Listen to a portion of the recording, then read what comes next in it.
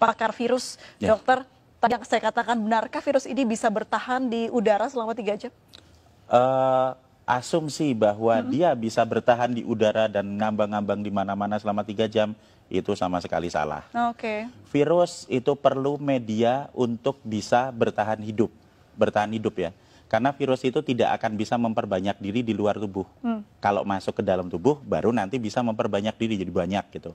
Kalau di luar dia tidak bisa, tapi dia perlu media. Nah, medianya yang paling cocok buat virus COVID-19 itu apa? Adalah di droplet. Droplet itu butiran-butiran air yang keluar pada saat ada seseorang yang terinfeksi, kemudian dia bersin dan menyembur. Nah, berarti dia hanya bisa hidup di dropletnya itu. Dan droplet itu akan menyebar dalam jarak ya sebatas radius itu aja 1–1,5 meter. Kalau dia ada di 2 meter, ya dia tidak. Itu sebabnya konsep awal kenapa kita harus memberi jarak. Kenapa? Kontak dekat ya. Iya, supaya kalau misalnya ada yang sakit terus kemudian bersin, tidak nular ke orang yang di dekatnya, kan gitu. Nah, yang lain lagi, kalau kita mau supaya lebih aman lagi, nah yang sakit ya sebaiknya nggak usah main-main keluar, di rumah saja, terus minum vitamin, disehatkan, nanti kalau udah sembuh baru keluar. Kenapa? Supaya bisa meningkatkan kekebalannya di rumah dan juga tidak membahayakan orang lain. Baik, soal penularan virus ini, itu apa saja yang bisa ditularkan dalam arti, apakah kita ketika kena virus di tangan lalu memegang mata, hidung atau rambut begitu, Dok? Sekali lagi, virus selalu butuh media untuk bertahan hidup. Semakin dingin, semakin basah, makin gelap, dia bisa bertahan hidup semakin lama. Di droplet itu basah. Nah, kalau misalnya katakanlah saya ada di dekat sini, kemudian saya bersin misalnya, saya bersin. Nah, droplet yang ada di situ, kalau misalnya nanti kena di baju, nah dia akan bertahan juga di baju lama. Nempel. Iya, lah terus pas pada saat kita buka baju, terus nanti kena hidung kita, ya akan masuk ke dalam. Tapi seberapa lama dia bisa bertahan di situ tergantung kondisi lingkungan. Semakin terang, semakin kering, semakin panas, dia juga nggak akan bisa bertahan hidup lama. Jadi sebenarnya virus ini punya kelemahan banyak sekali. Jadi dia hanya bisa bertahan di droplet. Kalau misalnya ada yang bilang, misalnya kan kalau misalnya dia ditaruh di meja yang dingin gitu, bertahan 9 hari. Ada hoax seperti itu. Itu hoax ya, Dok? Menurut saya hoax. Kenapa? Nah, kalau dia hanya bisa bertahan di dalam droplet. Di dalam droplet itu kalau misalnya dia kondisinya tidak sesuai dengan dia dan terjadi penguapan, kan jadi kering, dia nggak bisa bertahan lama. Jadi droplet ini sesuatu yang cair begitu ya, Dok? Cair, iya. Itu loh, tetesan lendir atau cairan yang ada di situ. Dan kalau misalnya kita bersin di satu lokasi, atau di meja misalnya, kemudian kita langsung dibersihkan dengan desinfektan, dibersihkan dengan sabun, dibersihkan dengan pembersih lantai atau apa, itu dilap gitu, dalam waktu 3 menit sudah hancur. Jadi virus ini gampang hancur dengan pelarut lemak, dengan sabun, dengan deterjen dan macam-macam, termasuk kalau nempel di baju kita terus langsung masukin mesin cuci, itu virusnya hancur. Kelemahannya seperti itu. Nah, kelebihannya nyebarnya cepat. Jadi sebenarnya kita bisa tahu kelemahan dan kekuatan virusnya dengan jelas supaya kita bisa ngatasi. Kita harus tahu dulu kalau kita mau bertempur, kita kan harus tahu dulu musuhnya. Kalau kita tidak tahu musuh kita apa, yang terjadi apa? Kita cuma ketakutan aja. Wah, nanti kena, saya sekarang kena, besok mati, ya enggak lah. Kalau dari segi virusnya atau ya faktor dia bisa tumbuh begitu, apakah benda yang dia hinggapi begitu ya, Dok, ya, itu mempengaruhi juga si virus ini bertahan hidup begitu, seperti di plastik berbeda dengan di kayu mungkin? Iya, semakin dingin dia bisa bertahan hidup semakin lama. Tapi permasalahannya di sini adalah bukan seberapa lama dia bisa ada di situ, seberapa ingin kita dia hidup. Seberapa kita ingin supaya virus itu tetap hidup. Kalau kita pengen virus itu cepat mati supaya nggak nular, ya kalau misalnya kita tahu mejanya kotor ya dibersihin aja, disemprot dibersihin. Ada yang bersin misalnya ya cepat-cepat disemprot dibersihin. Semakin kita diamkan paparan virus yang ada di situ ya dia akan bertahan semakin lama. Tapi kalau misalnya kita bisa punya kesadaran sendiri untuk mulai dengan pola hidup bersih, setiap ada sebaran di situ ya kita semprot bersih, simpel kok itu, enggak terlalu sulit, cuma diusap aja seperti itu. Nah, maka kita akan sangat membantu untuk mengurangi sebaran virus. Baik, itu juga berlaku untuk batuk begitu ya, Dok, ya? Iya, betul. Dan kalau tetap mata nggak mungkin ya dok ya bisa. Enggak, sama sekali tidak mungkin. Apalagi hanya pikiran. Iya, kalau tetap mata ntar jatuhnya ke hati ya dok. Makanya halu baik, itu. halu. Halu. Kalau bicara soal bagaimana dampak negatif dari virus ini, apa dampak yang paling buruk bisa dihasilkan dari virus ini dok? Jadi kita akan kembali lagi ke sifat virus. Virus ini pertama, cepat menyebar. Jadi dia akan sangat mudah beradaptasi, bisa menempel di saluran pernapasan manusia.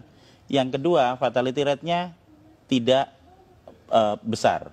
Ini kita bisa lihat dari hasil statistik dimanapun di seluruh dunia, bahwa masih selalu akan ada 97% orang yang recovery.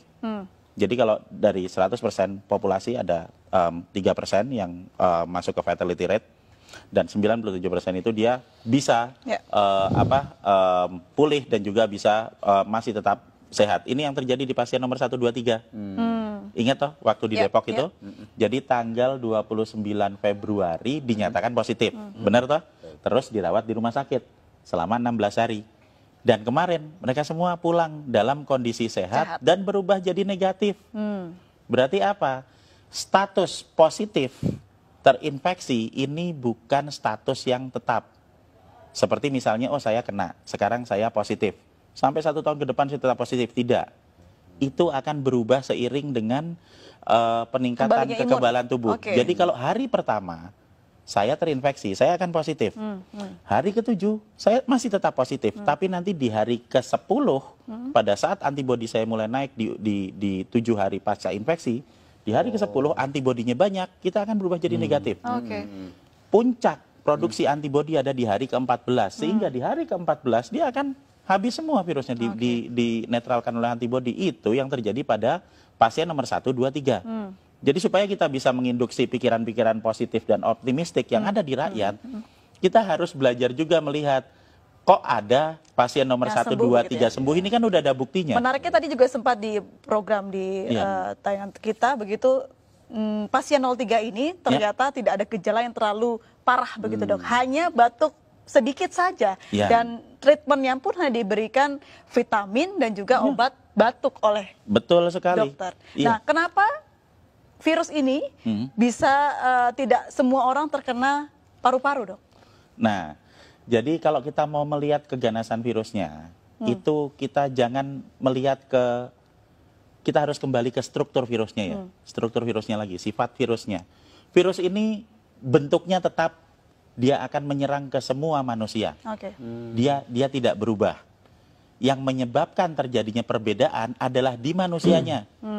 Ada manusia yang sehat, yang memiliki saluran pernapasan yang sehat, sehingga pada saat terinfeksi, yang akan keluar adalah batuk, ya kan?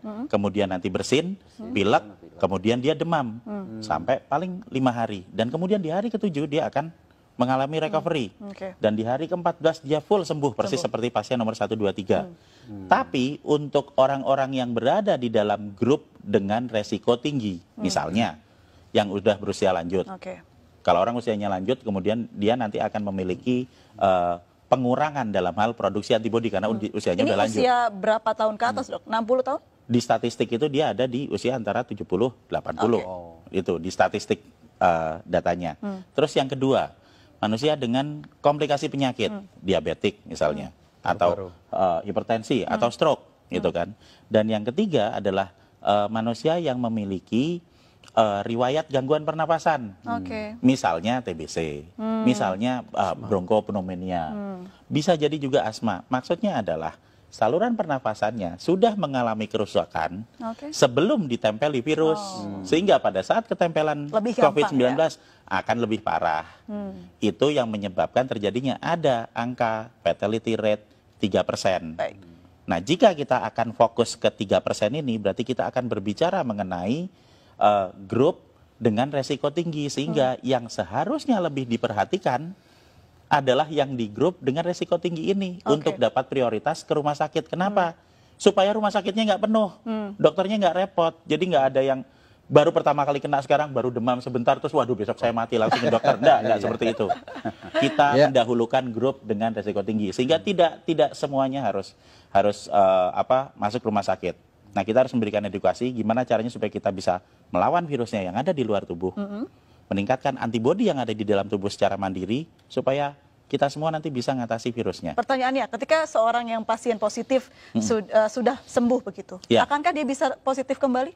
Ya, Bisa. bisa. Jadi kita berbicara mengenai masalah sebaran virus. Oke.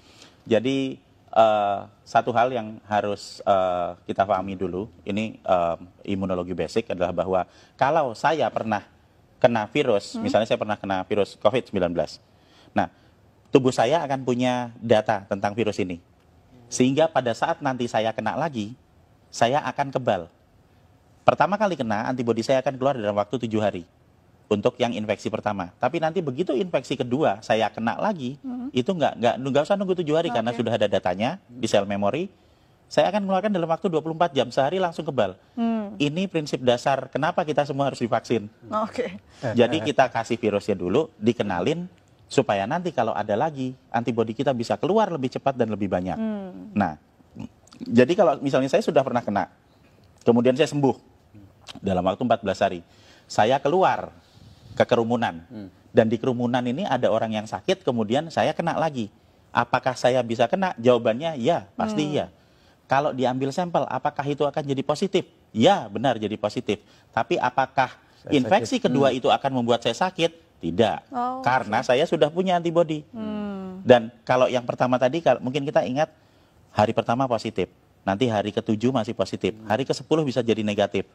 Yang pertama, infeksi pertama. Kalau sudah saya kena lagi, hari pertama positif, nanti hari ketiga bisa positif, hari keempat sudah negatif.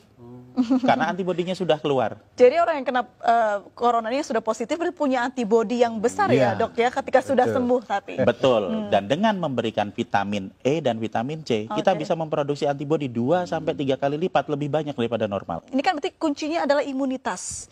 Lalu seperti apa kita menjaga imunitas? Vitamin yang banyak, tidur yang cukup, apalagi dok? Jadi produksi antibodi yang normal itu akan bisa dicapai jika kita dalam kondisi yang fit. Berarti apa?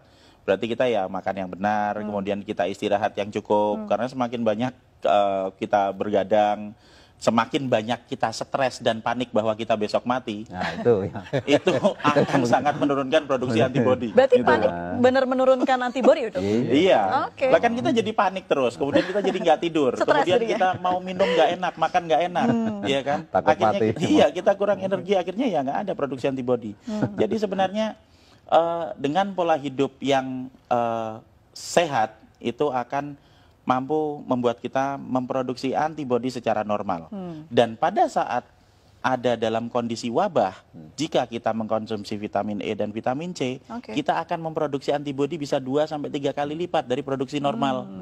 Dan ini akan sangat-sangat membantu pada saat ada kondisi wabah virus. Dan yang paling utama lagi adalah sekali lagi panik dan stres itu tidak akan meningkatkan antibodi kita atau menyebabkan virus yang ada di luar menjadi berkurang. Meningkatkan antibodi dengan berpikir positif, dengan memiliki ilmu pengetahuan yang cukup bahwa sebenarnya virus ini bisa kita hadapi, kemudian konsumsi vitamin dan pola hidup bersih. Oke. Membunuh virus di luar tubuh dengan pola hidup bersih, meningkatkan antibodi di dalam tubuh untuk mengatasi virusnya. Dan tanpa panik, tanpa stres. Tanpa Karena- panik, Nah, tanpa Karena vitaminnya panik nggak akan membawa perubahan apapun. Vitamin E-nya dari alam itu, Prof. Mungkin Apa Iya. saja, ya. Jadi kalau misalnya vitamin E atau vitamin C akan ada banyak di apotek. Mereknya apa? Ya terserah beli aja di sana ada banyak. Kalau misalnya tidak ada, kita bisa menemui banyak vitamin E itu ada di kecambah atau tauge itu, Oke. brokoli.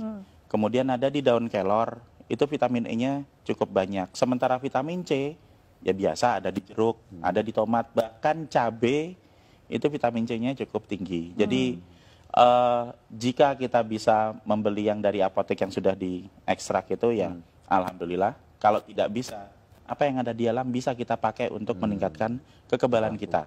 Semua orang, semua penduduk bisa meningkatkan produksi antibodi dan semua orang berhak untuk hidup sehat.